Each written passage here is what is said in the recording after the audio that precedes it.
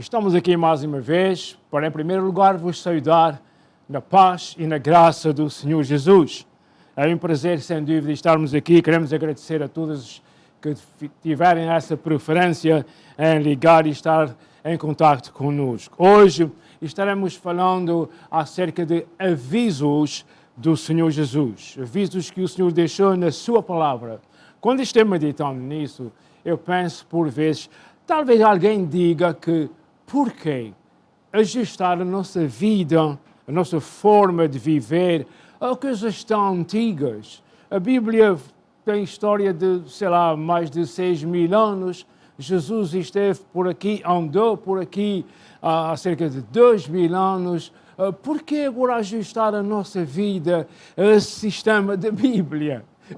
Eu penso que alguém pensa nisso também, por isso eu vou procurar responder rapidamente. Bom, Deus é o mesmo, Deus não muda.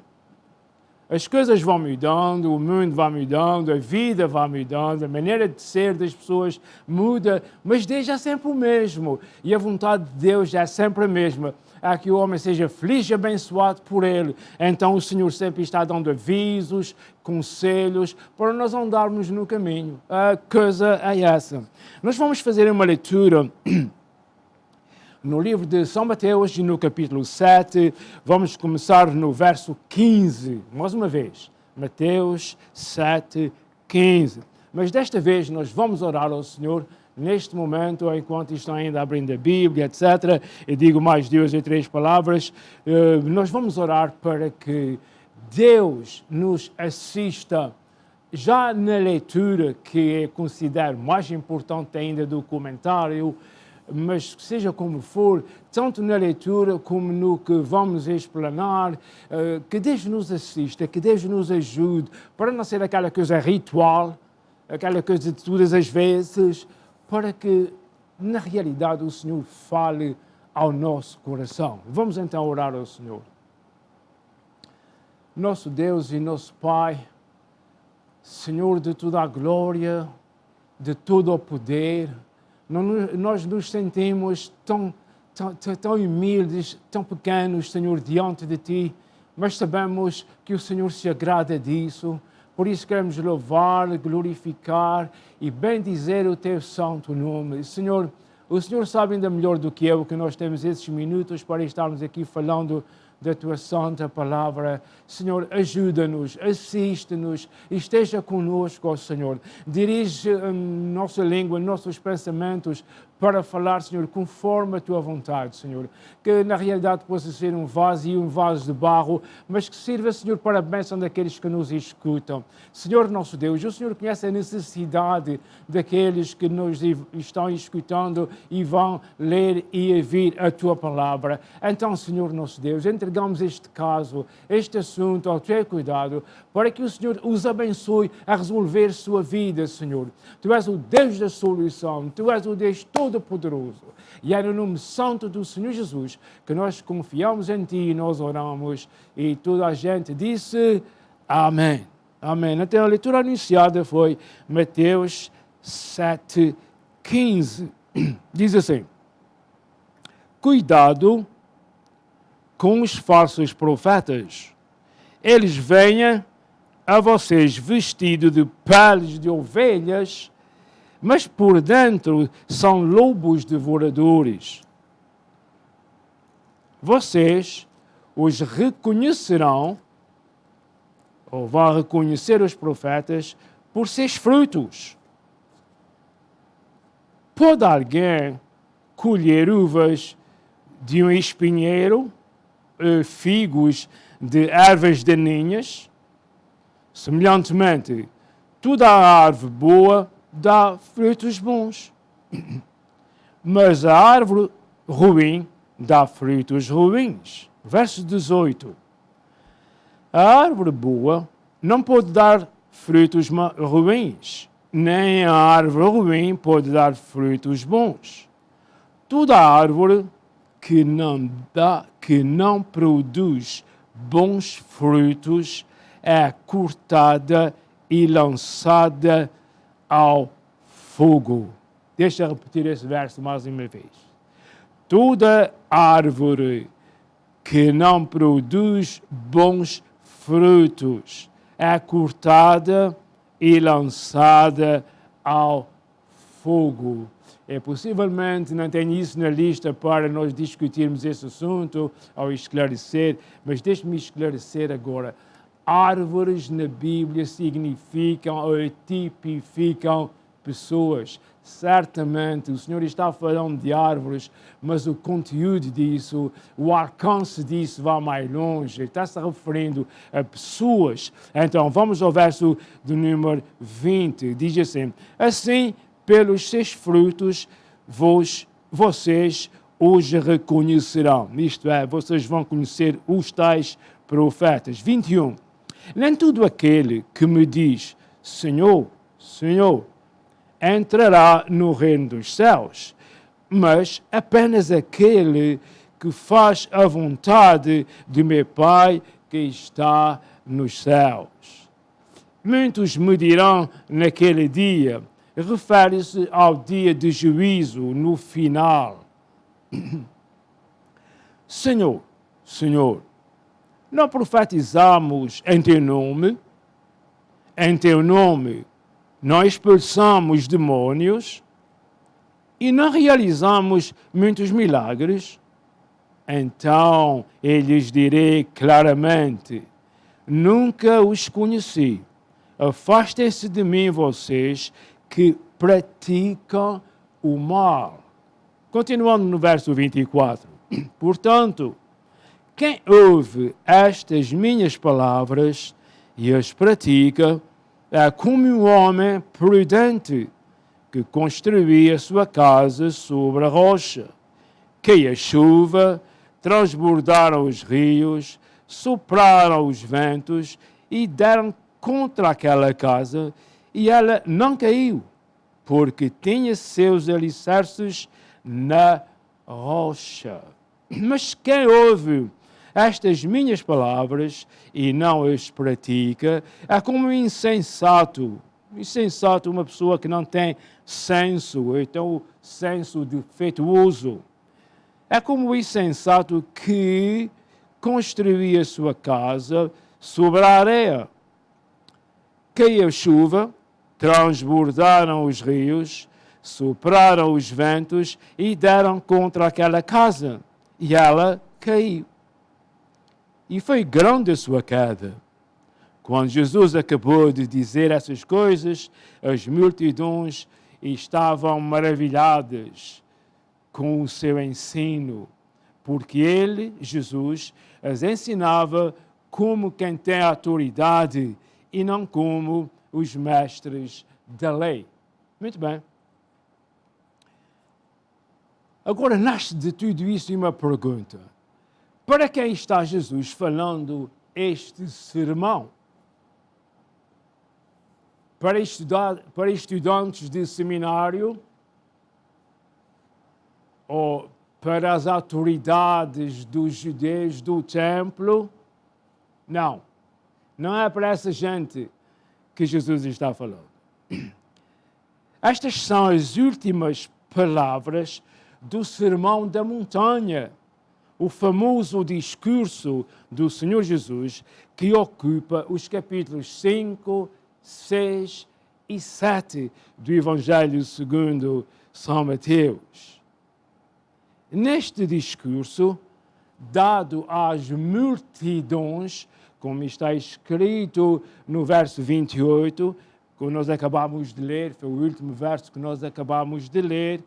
Então, neste discurso dado às multidões, Jesus profere, diz, ou fala acerca da conduta imoral, ditando, expondo os princípios que normalizam e orientam a vida cristã.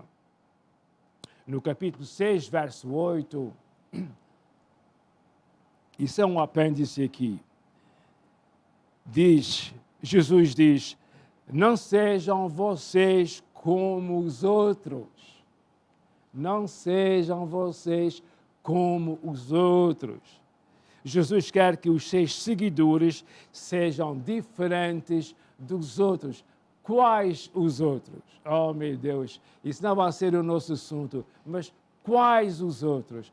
Lembre-se, temos falado nisso várias vezes antes. Não sei bem se online, mas de qualquer maneira, há duas pessoas sempre neste mundo, jogando uma com a outra. Um crê, o outro não crê. Um obedece, o outro não obedece. O outro chora, o outro ri. O outro vá, o outro não vá. Há sempre duas pessoas sempre. Isso existe em toda a humanidade, masculina e feminina. Não são todos iguais. Não são todos iguais. Nós temos várias coisas ou muitas coisas em comum, mas igualdade não. Alguém bem informado da situação disse que cada pessoa é um mundo à parte. E é verdade. Às vezes até mesmo entre o marido e a esposa há uma distância não de 6 pés, mas talvez umas 10 milhas. Mas continuando.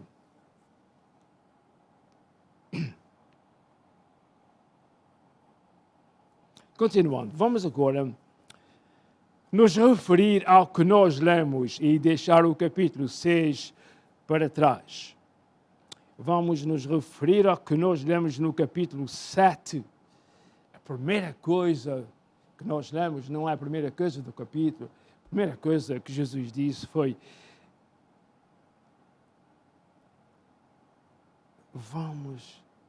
para nós termos cuidado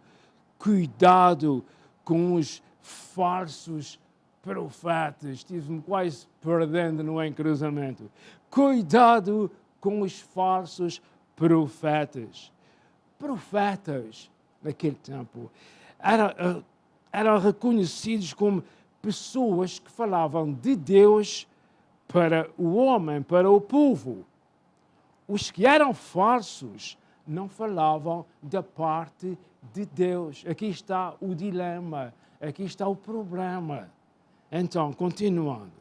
Naquele tempo, assim como hoje, havia muitos profetas. Parece-nos que, para os falsos profetas, era uma profissão lucrativa e sem escrúpulos. Eles eram capazes de fazer o que fosse necessário fazer para salvar uma tal situação. Isso naquele tempo, mas hoje não é muito diferente. O Senhor nos avisa para termos cuidado. Logo no primeiro verso que nós lemos, fala disso.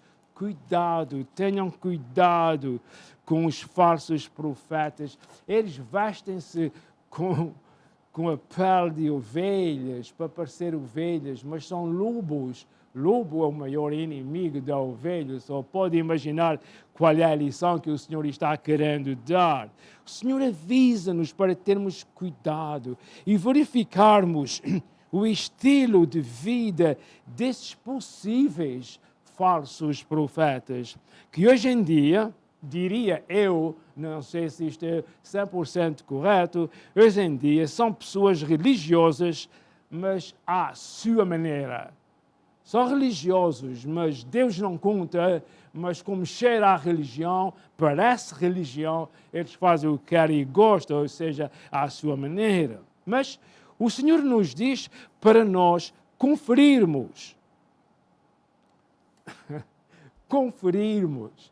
para nós revermos se as uvas realmente estão vindo da videira e do espinheiro. Nós não usamos muito este termo de espinheiro, mas com certeza que todos sabem o que é. A espécie daquela roseira brava que cria-se por si mesmo e nunca murcha durante o verão, com o mês de verão. É a espécie daquilo, mas tem uns espinhos talvez com meia polegada ou 3/4 de polegada, 2 centímetros, quase 2 centímetros por aí, que for mais fácil de parecer. Os espinhos deste tamanho, e aquilo é com verga de aço. Isso é o espinheiro. Alguém, em certa ocasião, fez uma coroa de espinhos Não devia falar nisso agora. Então, é preciso averiguar de onde vem essa doutrina, essa manha ou isso que está acontecendo. Se vem do espinheiro, ou se que é. Se é real ou se é falso. Abra os olhos. Diz o Senhor Jesus, não eu. Ponha atenção o que está fazendo no que diz respeito à religião. E veja, se o profeta é falso, ei, não veio dizer o que é que ele vai fazer. Mas, para tanto, caro vivente, quer dizer, para verificar isso, para analisar se na realidade esse homem ou essa senhora, seja o que for, se é falso ou não é falso. Para realizar isso não é coisa de tribunal, é claro, mas temos de ter algum conhecimento da palavra de Deus. Compreende? Se nós não conhecemos a palavra de Deus, como é que podemos analisar se o profeta é falso ou é verdadeiro? Para conferir esse profeta. Agora, a propósito disso, e aproveitando, se deseja adquirir algum conhecimento sobre o que estamos falando, já está convidado para estar conosco às quartas-feiras às 6 horas em português, ou às quintas às 7 horas em inglês em nossa igreja. Toda esta informação que toquei agora já está no seu ecrã ou no seu screen. Mas, de qualquer maneira, isso foi um lembrete, um convite. Pode tirar toda essa informação, localização e tudo aí nessa página que está aberta online. Vamos agora ao verso 21. O nosso tempo está correndo, não sei porquê. Vamos ao verso 21 que diz assim: nem tudo aquele que me diz Senhor, Senhor, entrará no reino dos céus. Por que não? É porque essa coisa de Senhor, Senhor, essa forma de encarar as coisas, Senhor, eu estou aqui, eu sou dos bons, etc, etc, mas por detrás e pela frente, ou em outras ocasiões, faz o que não deve fazer, o Senhor diz que não se agrada disso. Nem tudo aquele que me diz Senhor, Senhor, entrará no reino dos céus. Deixe-me lhe explicar uma coisa aqui rapidamente. Este reino dos céus aqui é o que agora nós chamamos de salvo e de salvação. No tempo em que Jesus proferiu este sermão, Jesus ainda não tinha derramado o seu sangue na cruz do Calvário para nos salvar. Compreendem isso? Jesus estava no seu tempo de ministério. Não sei exatamente com quantos anos, mas o ministério do Senhor Jesus foi de 3 anos e meio.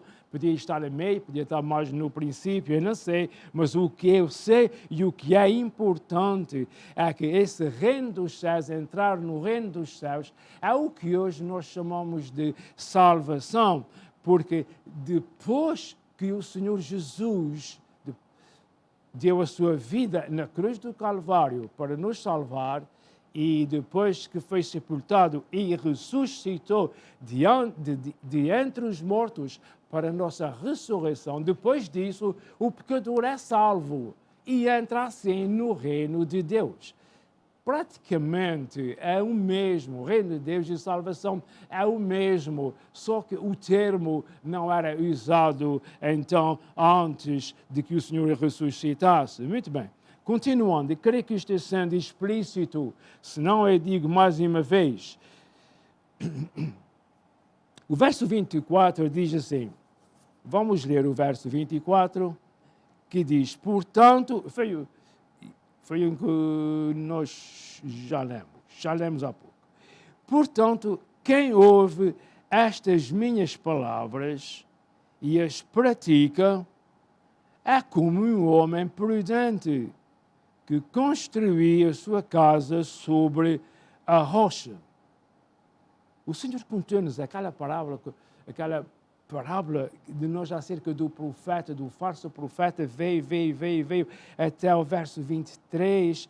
Então, eu lhes direi claramente, nunca vos conheci, afastam-se de mim, etc. E agora entra no verso 24 e o Senhor muda bem de assunto. De facto, em algumas versões bíblicas, há um outro título para os versos que vão seguir. Mas, aproveitando o ensejo, deixe-me dizer-lhe, os títulos que estão na Sagrada Escritura, na Bíblia, é apenas para nos ajudar a localizar alguma coisa.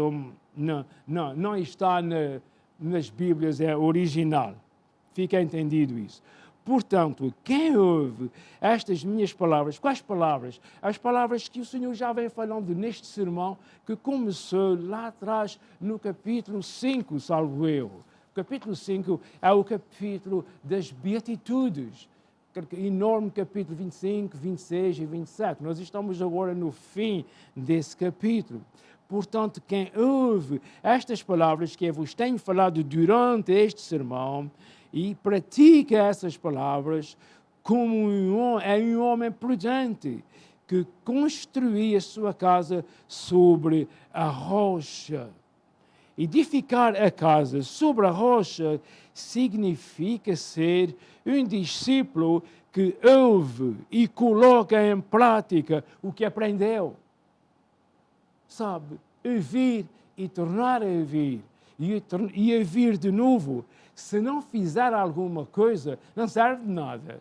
O ouvir é para nós nos ajustarmos ao que ouvimos. Neste caso, há coisas que nós não nos queremos ajustar ao que ouvimos, mas neste caso, que é a palavra de Deus, a finalidade do assunto é esta mesma.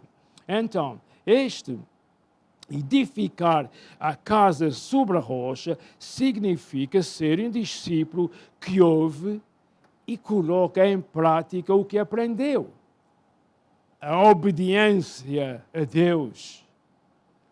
Obedecer a Deus é o sólido fundamento para que se possa resistir às tempestades da vida. Não há dúvida nenhuma. Porque, deixe-me dizer, mas quem é a rocha? Eu não estou falando de quem é a rocha. Quem refere-se a uma pessoa. O que estou dizendo é que a obediência a Deus é o sólido fundamento para que possamos resistir às tempestades da vida. Quantas tempestades da vida, quem é que não sabe isso? Quantas tempestades da vida vêm de forma surpresa? Não esperávamos aquilo, nunca tínhamos pensado naquilo. Vamos continuar. Esta parábola traz consigo a necessidade de colocar os ensinos de Jesus em prática. Esta parábola traz consigo a necessidade de colocar os ensinos do Senhor Jesus em prática. E fala também do contraste, do contrário. Fala também do contraste entre dois tipos de pessoas. Eu não falei há pouco acerca de dois tipos de pessoas. Esses dois tipos existem eternamente. Enquanto houver pessoas, vai sempre haver. Entre dois tipos de pessoas cujos corações são revelados pelas suas ações. Compreende? As minhas ações revelam o meu coração. Não no que diz respeito a um ataque de coração, é outro coração. Já temos falado nisso, eu não vou repetir esta história agora. Mas o nosso porte, as nossas ações demonstram o que está dentro do nosso coração. Eu posso fazer muito bonzinho, bom rapazinho de manhã até à noite, mas as minhas ações é que vão mostrar o que é que eu sou. Eu vou ler esse parágrafo mais uma vez, está aqui marcado para ser lido 2 vezes. Esta parábola traz consigo a necessidade de colocar os ensinamentos do Senhor Jesus em prática e fala também do contraste entre dois tipos de pessoas cujos corações são revelados em suas ações. Verso 25. Verso 25 fala aqui, muito interessante, caiu chuva, transbordaram os rios e sopraram os ventos. No verso 27, o versículo repete-se, diz outra vez, caiu a chuva, transbordaram os rios, sopraram os ventos, e os dois deram contra aquela casa. O que quer dizer é de como nós lemos, um homem foi prudente e construiu sobre a rocha. Veio o temporal e ela se segurou. O outro que não foi prudente, ele construiu sobre a areia. Vieram o mesmo temporal, só que o resultado não foi o mesmo. Às vezes, olha, deixe-me expressar o que eu estou sentindo. Talvez a casa fosse muito mais bonita, mais bem pintada, com a vista bonita, etc., com a entrada famosa, com um passeio de tijolo na frente da casa, mas estava em cima da areia. Nós não queremos construir nossas casas na aparência, mas sim sobre a rocha. Compreendemos que essas chuvas e esses ventos são as aflições da vida que se abatem sobre nós. Coisas que qualquer um de nós poderia citar e falar delas. Todos conhecem isso que eu estou falando. Mas nenhuma dessas coisas abala a alma do salvo. Essas tempestades abalam-nos, abalam o nosso ser, abalam o nosso corpo, abalam tudo que é nosso, mas não abala a alma. A alma também é nossa, o Espírito somos nós. O espírito humano somos nós, a alma é nossa, a alma também é atacada com isso, mas ela está segura na rocha. O ponto é esse. A alma pode até chorar, o corpo pode chorar, mas ela está segura na rocha. O corpo pode não estar, porque o corpo é o que é, mas a alma está segura na rocha. A alma daquele que é salvo, daquele ou daquela que é salvo, que está fundado e alicerçado em Cristo Jesus, que é a rocha dos séculos, essa não vacila. O vento sopra, a chuva cai, os rios também correm, mas correm e vão no seu destino e nós ficamos nas mãos ou no abrigo do Altíssimo. Louvado seja Deus. Graças a Deus por esse privilégio e graças a Deus por esses avisos, por essa palavra do Senhor Jesus Cristo. Compreenda, prezados ouvintes, que ninguém é mais do que o outro. Muito menos esse que está falando. Não nos estamos fazendo nem grandes nem pequenos. Estamos vos iniciando e falando da palavra do Senhor. Então, ninguém é mais do que o outro. Mas o que é certo, e eu quero frisar mais uma vez, é que há o salvo e há o perdido. É por isso que a religião verdadeira ainda está funcionando a toda a força, a todo o vapor. Por quê? É porque ainda há os perdidos. Mas o mais importante dessa história, e de tudo que eu estou falando, é de que Jesus ama os perdidos. Aqui é que está. Se alguém se sente perdido, sinta-se feliz porque Jesus te ama. Jesus só está à espera do dia, ou da hora, ou da ocasião que tu entregues o teu coração ao Senhor. Jesus te ama, Deus te ama. E com isso, prezados amigos, nós vamos terminar o nosso programa. Se Deus quiser, nos encontraremos e quando nos encontrarmos de novo, vos saudaremos. Então, neste momento, se pode, se quer, se é possível, fique numa posição de reverência, porque mais uma vez nós vamos orar ao Senhor nosso Deus. Pai eterno, nosso Deus, sabemos que o Senhor é conhecedor de tudo, incluindo os nossos corações. Mas também o Senhor conhece a necessidade de cada pessoa que está diante de ti, ouvindo a tua palavra.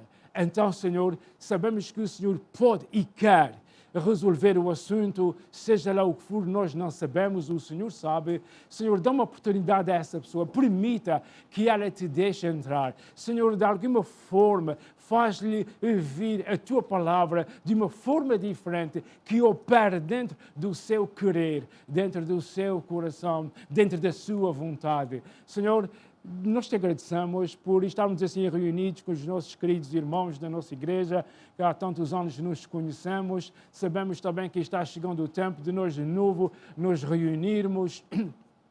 Mas uma coisa é certa, Senhor, e neste momento nós queremos dizer-te que nós estamos confiando em Ti, que o Senhor é poderoso para abençoar os Teus servos, que estão agora nas suas casas, que pertencem à nossa igreja e os outros que pertencem às outras igrejas, e que o Senhor é poderoso para salvar almas neste lugar, e nós ao Teu nome daremos toda a honra e toda a glória, no nome santo do Senhor Jesus, e todos que nos ouvem dizem amém.